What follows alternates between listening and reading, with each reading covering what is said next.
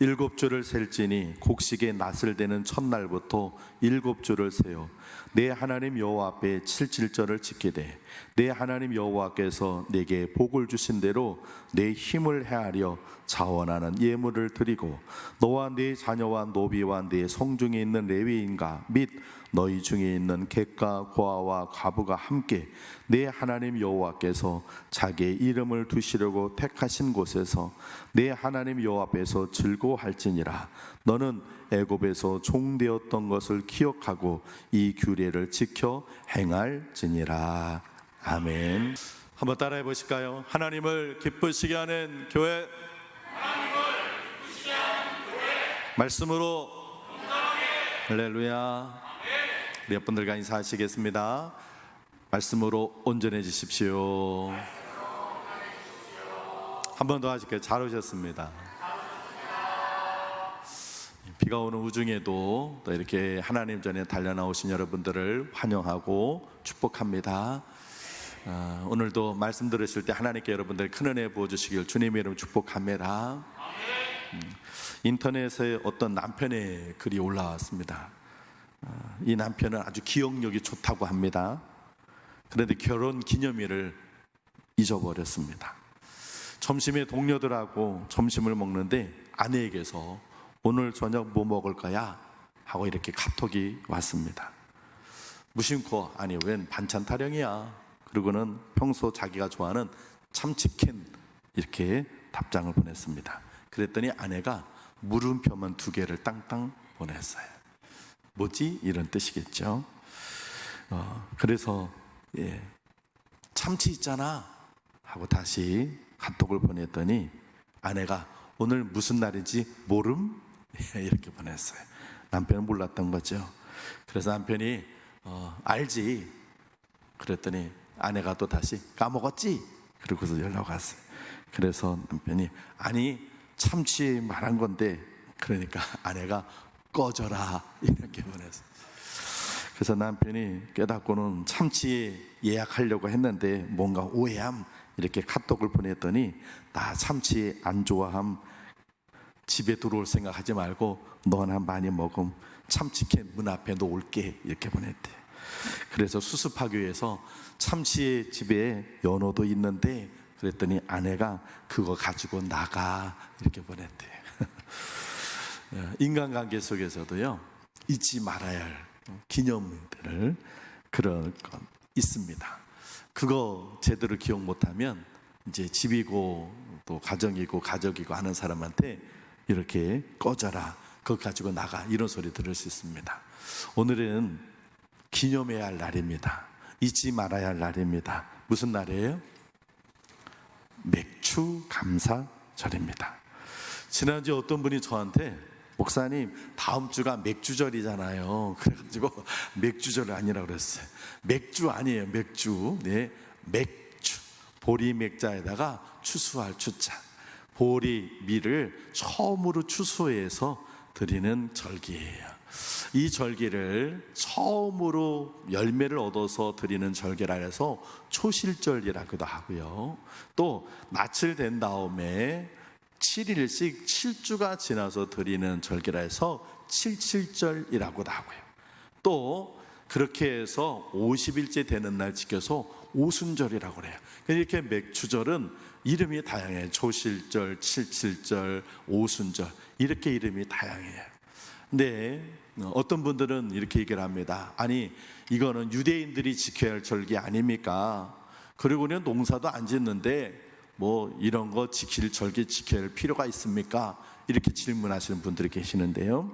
오늘 이 절기를 지키라는 건 하나님께서 유대인들에게만 하신 말씀이 아니라 하나님을 믿는 모든 사람들에게 공히 주신 하나님의 명령입니다. 지켜라 말씀하시고 명령하셨어요. 왜 하나님께서 이 절기를 지키라고 명령을 하셨을까? 농사도 안 짓는 우리들에게, 유대인도 아닌 우리들에게 바로 하나님께서는 하나님의 은혜를 사람들이 너무 잊어먹고 있어요. 그래서 하나님께서 은혜를 잊지 말라고 이 절기를 주신 거예요. 우리 말씀 신명기 8장 우리 11절부터 14절까지를 같이 한번 읽어보겠습니다. 시작. 내가 오늘 내게 명하는 여호와의 명령과 법도와 규례를 지키지 아니하고 내 하나님 여호와를 잊어버리지 않도록 삼갈지어다.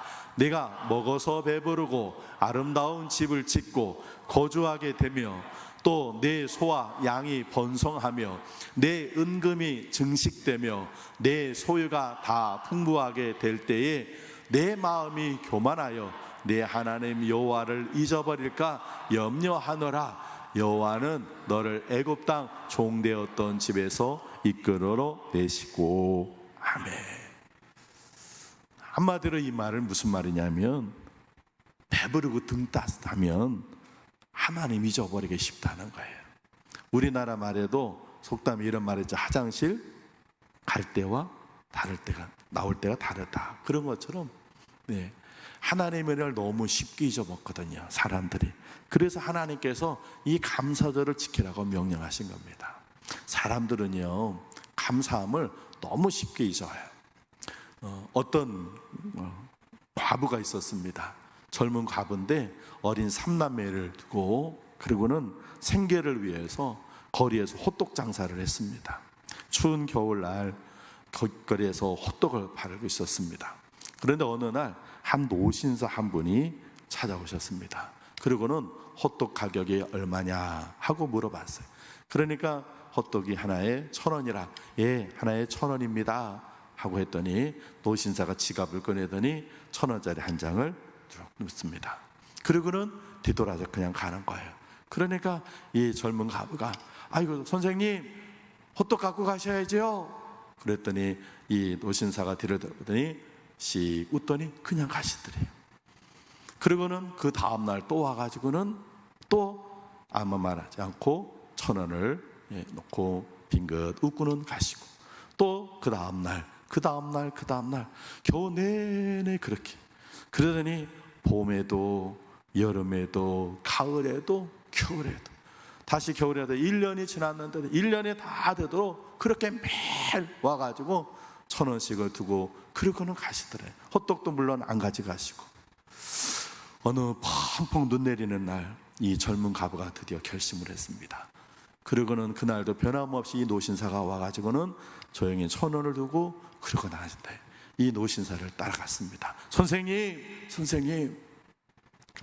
다른 날하고 다르게 이 노신사를 따라온 이 젊은 가부, 이 노신사가 뒤를 돌아보면서 무슨 일인가 궁금해서 찾아보니까 이 과부가 아주 수줍게, 그러는 아주 결연한 표정으로 이렇게 얘기를 하더래요. 저 호떡 값이 올랐는데요.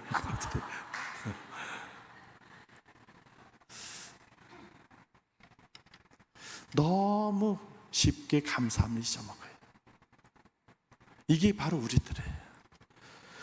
크리스토스톰이라는 교부는 우리가 감사하지 못하는 이유는 모든 것이 우연히 이루어졌다고 생각하기 때문에, 자기 힘과 능력으로 이루어졌다고 생각하기 때문에 다른 사람과 비교할 때 감사하지 못한다, 그렇게 얘기를 했어요. 그렇습니다. 우리가 너무 쉽게 하나님의 은혜를 잊어버리기도 하고 하나님의 은혜를 은혜라고 생각하지 않습니다. 왜냐하면 이게 내 수고한 노력으로 한 것인데, 하나님이 뭘 도와주신 거야, 이건 내가 고생해서 얻은 결과야, 이렇게 생각해. 그리고 뭔가 좀 된 것이라면 그거는 그냥 저절로 이루어지는 거라고, 당연한 거라고 생각해.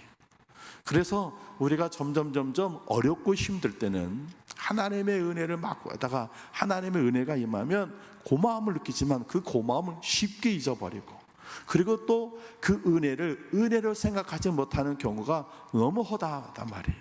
그래서 하나님께서 바로 저와 여러분들에게 이 감사절을 지키라고 엄하게 명령하신 거예요. 하나님의 은혜를 잊어버리지 말라고. 우리는 이 하나님의 은혜를 기억하며 사는 성도 되어야 할 줄로 믿습니다. 그러면 첫 번째, 무엇을 감사해야 될까?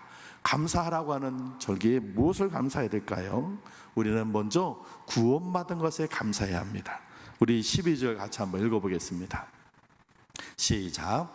너는 애굽에서 종 되었던 것을 기억하고 이 규례를 지켜 행할지니라. 아멘. 이스라엘 백성들은 애굽에서 가나안 땅에 오기 전까지 애굽에서 430년 동안 종살이 노예살이 했었어요. 말이 430년이지 얼마나 오랜 기간 동안 종으로 노예로 살았습니까?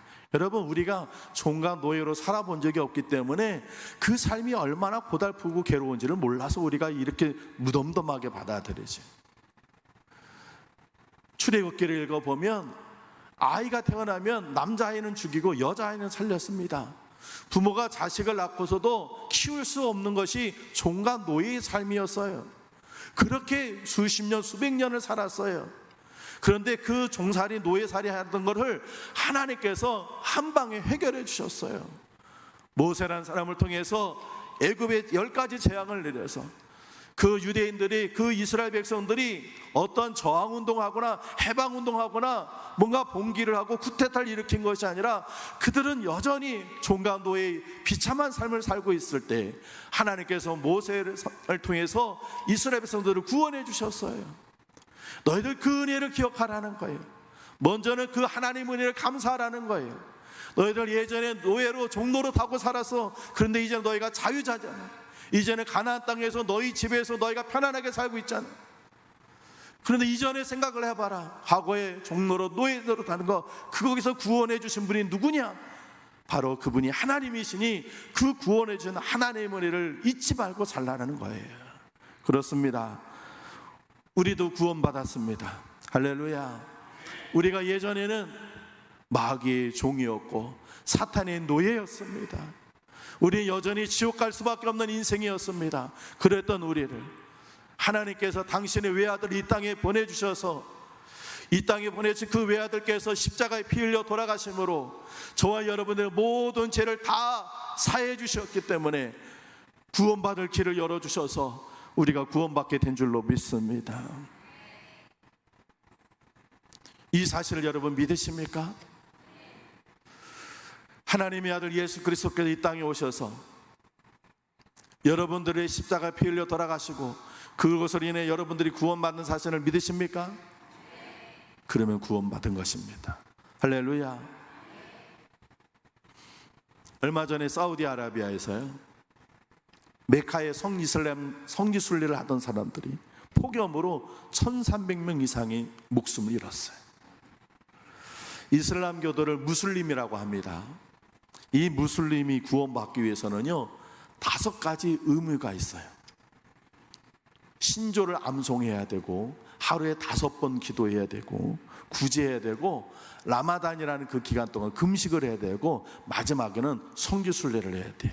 이 성지순례가 뭐냐면 이슬람의 창시자인 마호멧의 고향인 메카에 가는 거예요.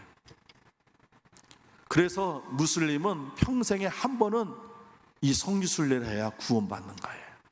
그런데 그 성지순례를 아무 때나 좋은 시절에 가는 게 아니라 그 이슬람이 규정되어 있는 기간에 가야 돼요. 그때가 한층 뜨거울 때예요.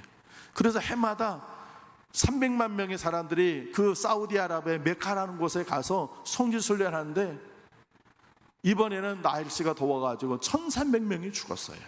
얼마나 사람들이 많이 모여드는지 한번 사진 보여주세요. 저 이슬람 사원 안에 꽉 찼어요. 정말 입추의 여지 없이 사람들이 차 있어요. 다음 사진 보여주세요.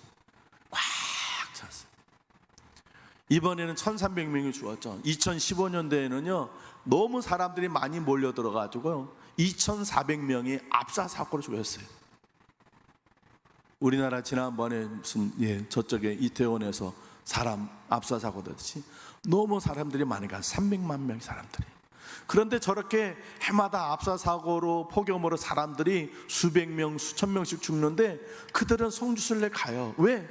구원받아야 되니까. 구원받으려면 평생에 한 번은 저 성지순례를 가야 돼요. 그런데 우리 하나님께서는 성지순례를 가야 구원받게 해주신 것이 아니에요. 그저 예수 그리스도께서 하나님의 아들이심을 믿고, 그 하나님의 아들이신 예수께서 저와 여러분들을 위해 온 인류를 위해 십자가에 피 흘려 돌아가셨다는 그 사실을 믿기만 하면 구원을 허락해 주신 줄로 믿습니다. 할렐루야. 그래서 성경은 이렇게 얘기하고 있습니다. 에베소서 2장 8절 9절 같이 읽습니다. 시작. 너희는 그 은혜에 의하여 믿음으로 말미암아 구원을 받았으니 이것은 너희에게서 난 것이 아니요 하나님의 선물이라. 행위에서 난 것이 아니니 이는 누구든지 자랑하지 못하게 함이라. 아멘. 세상 무엇과도 바꿀 수 없는 이 영생의 길을 하나님은 우리에게 거저 선물로 주셨습니다. 할렐루야. 이것 우리가 늘 기억하며 감사해야 할 줄로 믿습니다. 두 번째, 무엇을 놓고 감사해야 될 것인가? 첫 번째는 구원받은 것이고, 두 번째는 복 주신 것에 감사해야 돼요.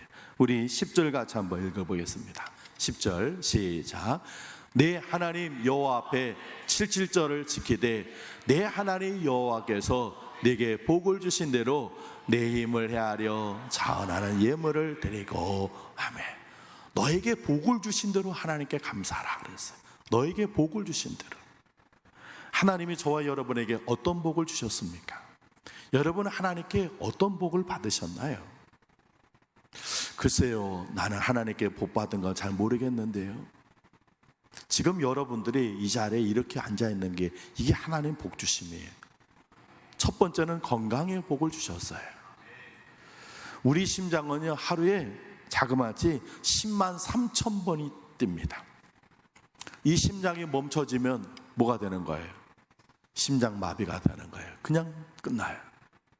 우리 몸속에 있는 혈액은요, 하루에 1억 6,800만 마일을 달립니다. 계속 지금 또 피가 계속 흐르고 있어요. 이거 가다가 멈춰지면, 그래서 그 자리가 확 뜨면 뇌졸중이 오는 거예요. 터져버리면 뇌출혈이 오는 거지. 우리의 폐는요, 계속해서 우리가 의식하지 못하는 동안 계속 숨을 쉬어서 산소를 우리 몸속에 계속 공급해 줍니다. 이 폐가 하루에 2만 3천 번 숨을 쉬면서 산소를 우리 몸속에 곳곳에 보내줘요. 저와 여러분이 무슨 수고를 하고 노력을 하고 우리 심장한테, 심장아 잘 뛰어라, 혈액아 잘 달려야 돼, 폐야 너 잘 호흡을 해야 한다, 그래야 내가 살아, 이렇게 뭘 얘기를 하거나 뭐 노력을 하거나 어떤 일을 해서 내 심장이 뛰고 혈액이 흐르고 그리고 폐가 호흡하는 게 아니에요. 우리가 어떤 수고와 노력을 하지 않아도 하나님께서 우리에게 심장 뛰게 하시고 혈액이 흐르게 하시고 호흡되게 폐에 힘을 주셨어요. 이것이 하나님께 우리에게 주신 복인 줄로 믿습니다. 그래서 우리는 하나님께서 건강의 복을 주신 거에 감사해야 돼요. 두 번째는요, 하나님께서 저와 여러분들을 눈동자같이 지켜주시고 보호해 주셨어요. 지지난주 서울시청 앞에서 교통사고가 났습니다. 그래서 9명의 사람들이 목숨을 잃었습니다. 그 영상이 뉴스에서 계속 나왔어요. 그 영상 중에 한 영상은 한 여자분하고 남자분이 서로 모르는 사람이니까 길을 걸어가는데 바로 이렇게 한 2m, 3m 정도 바로 옆에서 걸어가는데 뒤에서 차가 꽉 달려들어서 그 남자는 치여서 그 자리에서 죽고, 그 앞쪽에서 식당에서 식사를 하다가 담배 피러 나와서 잠깐 담배 피던 사람, 또 그쪽 옆에서 전화하던 사람, 그 뒤에 또 있었던 사람들이 해가지고 모두 9명의 목숨을 잃었어요. 어느 누가 그런 사고가 날 줄 알겠어요. 그 전주에는 제가 설교 시간에 얘기했지만 한 공장에서 화재가 나서 23명이 목숨을 잃었습니다. 오늘 여러분들이 교회에 오실 때 여러분들이 차를 타고 오시지 않았습니까? 또 교회에서 우리 안수 집사님 운전하는 그 교회 차량으로 타고 오신 분들, 무사히 여기까지 올 수 있는가? 여러분이 집에서 걸어오실 때 아무 사고 없이 온 것, 이게 저절로 이루어진 일이고 당연한 일이라고 생각하십니까? 이 모든 것이 하나님께 우리에게 주신 보호의 복인 줄로 믿습니다. 또 우리가 하나님께 받은 복은 일상의 복이에요. 이 지구상에 70억의 사람들이 살고 있는데요, 그 중에 초등교육도 받지 못해서 글씨도 읽을 줄 모르는 문맹자로 사는 사람이 70억 중에 20억 명의 사람입니다. 세계 인구의 3분의 1이 전기 없이 살아가고 있어요. 세계 인구의 3분의 1이 물이 없이 살아가요. 물이 없어요. 음물이 없어요. 그래서 물을 기르러 오랫동안 걸어 다니고 걸어가 물통 하나에다가, 여러분 텔레비전 보면 그런 데 많이 나오잖아요. 세계 인구의 3분의 1이 물이 없어요. 먹을 것이 부족해서 한 끼밖에 먹지 못하는 사람이 70억 중에 8억이 됩니다. 잠잘 수 없는 집이 없고 몸에 옷이 없고 신발이 없어서 맨발로 걸어다니는 사람이 세계 인구의 3분의 1이랍니다. 우리가 없다고 불평하지만 우리는 너무나 부유해져 있어요. 그들에 비하면 우리는 지금 넘치는 생활을 하고 있어요. 지갑에 현금이 있고 통장이 있으신 분은요, 지구상의 8%에 해당하는 사람이에요. 지구상의 8%에 해당하는 사람들만 자기 지갑에 돈이 있고 자기 통장이 있다는 거예요. 여기 계신 분들 거의 대부분 다 휴대폰 갖고 계시죠? 우리가 언제부터 그렇게 휴대폰을 갖고 살았어요? 어느 목사님이 얘기하시더군요.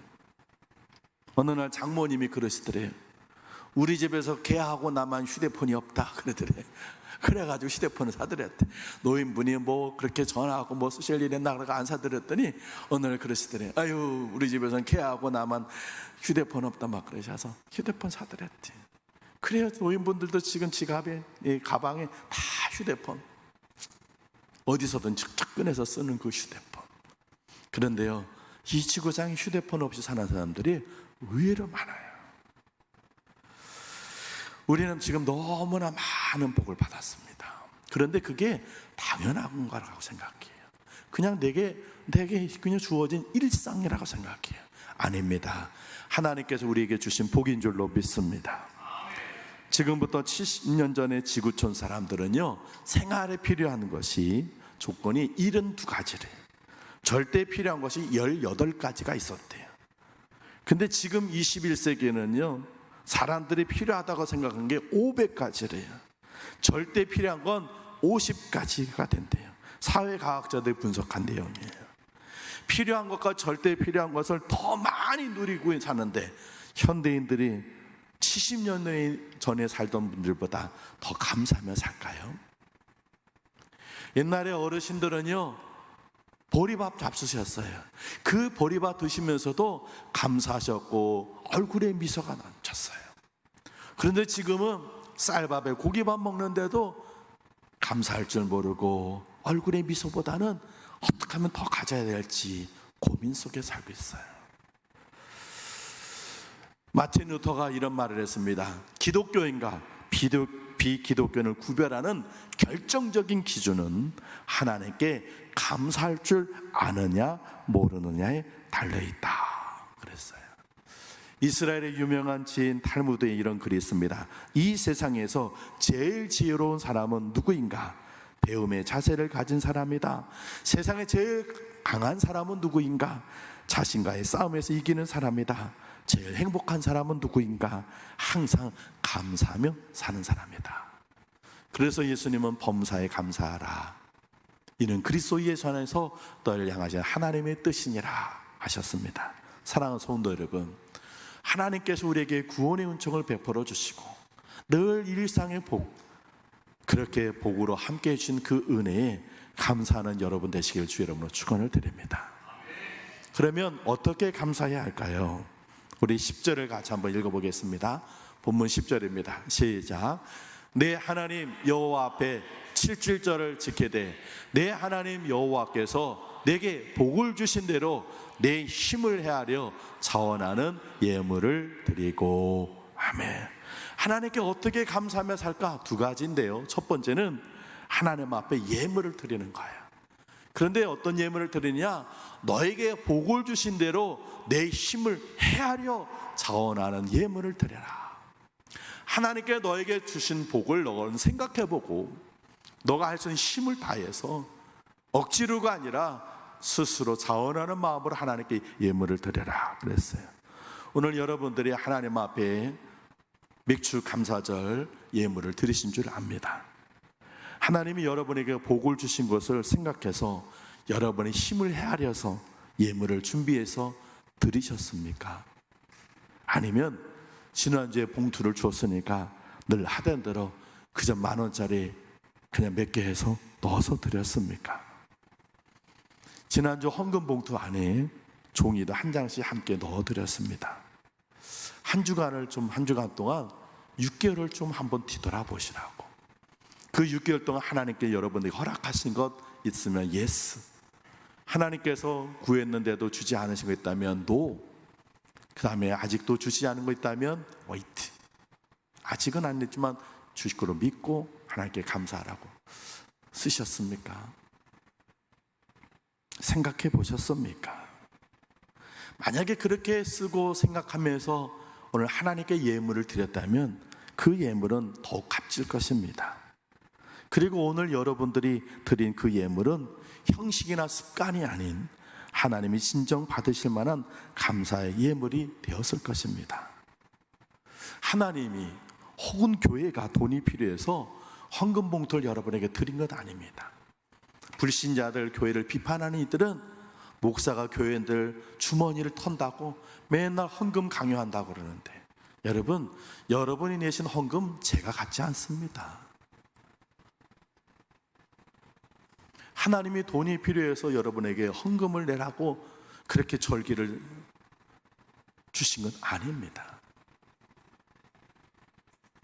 돈은 중요하지 않습니다. 금액은 중요하지 않아요. 아나니아하고 삽비라는 많이 드리고도 죽임을 당했고, 바나바는 밭을 팔았는데도 복을 받았어요. 중요한 건 그 중심 마음이에요. 서울에 있는 세문학교 이수영 목사님이 이야기인데 실화랍니다. 나이 드신 부모님이요, 재산을 세 아들에게 정리하고는 실버타운에 들어가셨어요. 몇 년 있다가 어머니가 먼저, 아내가 먼저 세상을 떠났어요. 혼자 되신 그 아버지가 실버타운에 혼자 지내려니까 적적하고 외로우셔서 아들들하고 같이 마지막 생을 살고 싶으셨어요. 그래서 큰 아들을 불렀어요. 그리고는 아들한테 물어봤어요.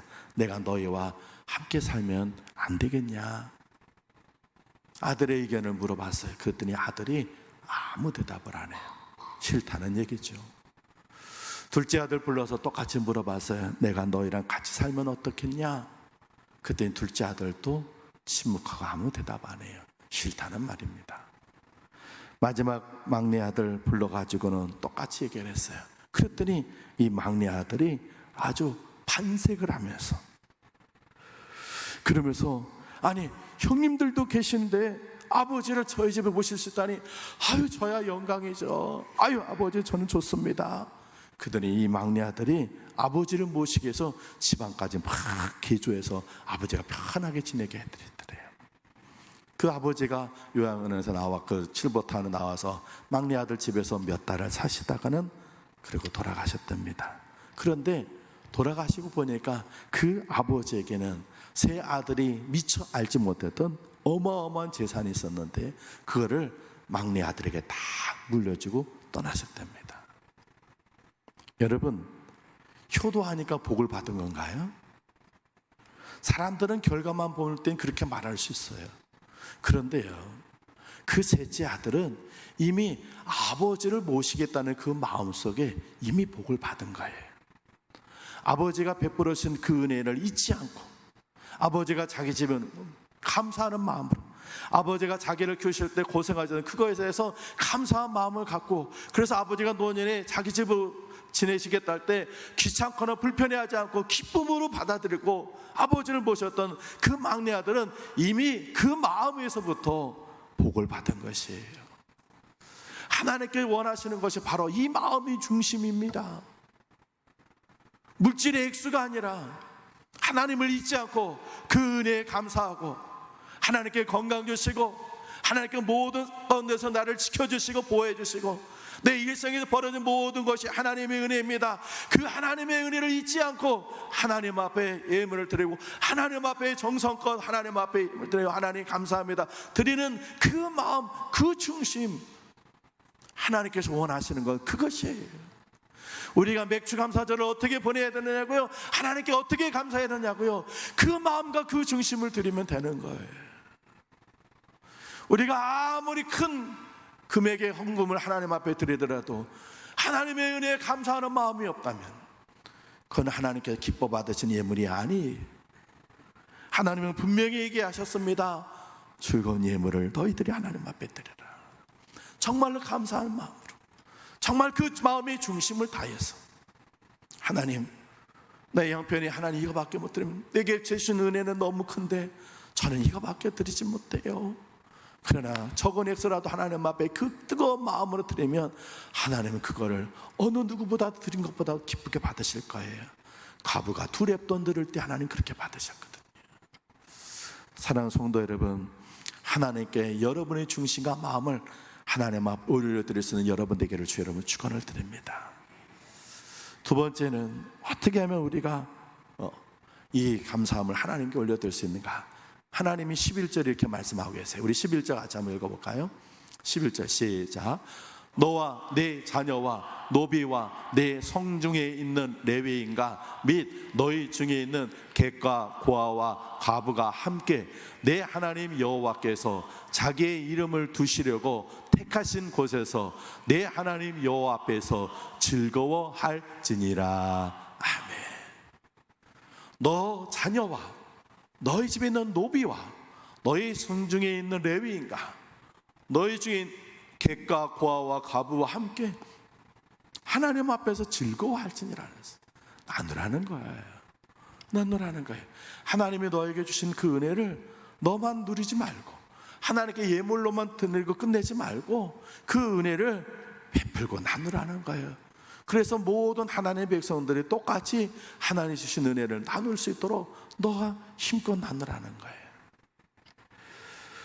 감사절은 단순히 하나님께만 감사하는 절기가 아닙니다.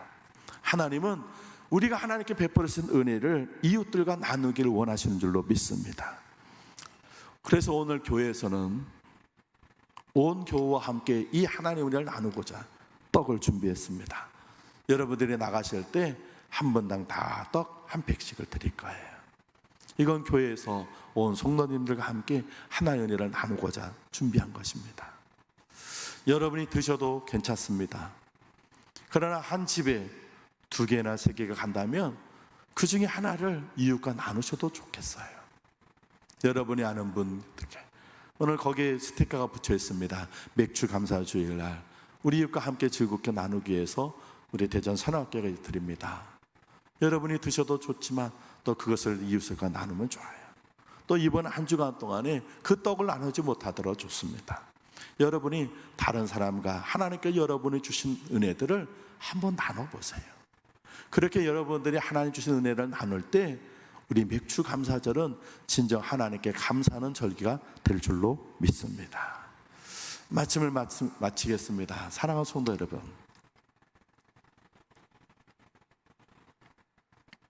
애굽에서 출애굽한 사람들 중에 남자 장정만 60만 명입니다. 애굽에서 나올 때 출애굽할 때 남자 장정이 60만 명입니다. 60명, 600명, 6,000명, 6만 명이 아니고 60만 명입니다. 그 60만 명 중에 가나안 땅에 들어간 사람이 몇 사람입니까? 몇 명이 들어갔습니까? 단 2명만 들어갔습니다. 왜 그 60만 명이 왜 가나안 땅에 들어가지 못했나요? 그들은 원망과 불평하는 사람들이었습니다.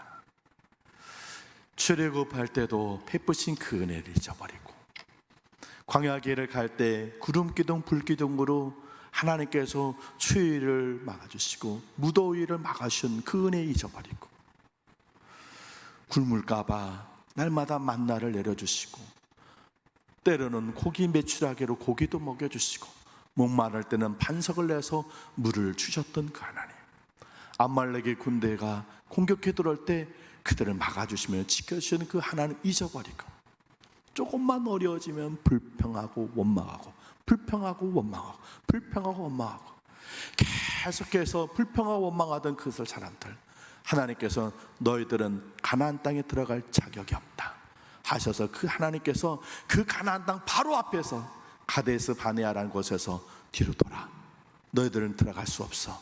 원망과 불평을 쏟아낸 너희들은 가나안 땅에 들어갈 자격 없는 사람들이라. 그들을 다시 광야로 몰아서 그 60만 명 중에 여호수아 갈렙을 제거 나머지 모두가 단 한 명도 살아남지 못하고 죽을 때까지 하나님은 광야에서 40년 동안 그들을 유리하고 방황하게 하셨어요.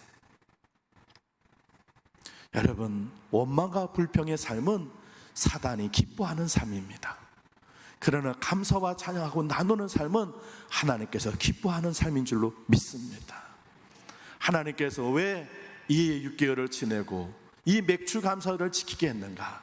뒤를 돌아봐 하나님의 은혜를 감사하고, 그리고 남은 6개월 동안 하나님의 구원의 은총에 감사하며 하나님께서 너에게 주신 그 은혜들을 이웃과 베풀고 나누라고 하나님께서 이 한 해의 중간에 맥주 감사절을 주셨습니다.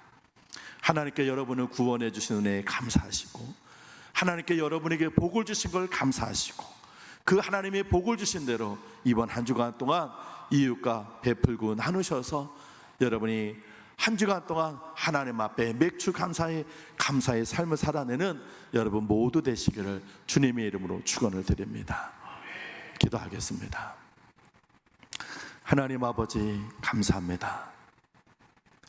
6개월을 뒤돌아보니 하나님의 은혜였습니다.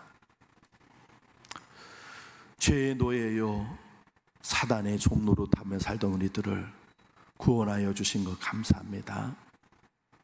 또 일상 가운데 하나님께서 우리와 함께 하시면서 지키시고 보호하여 주시고 함께 하신 하나님 은혜 감사드립니다.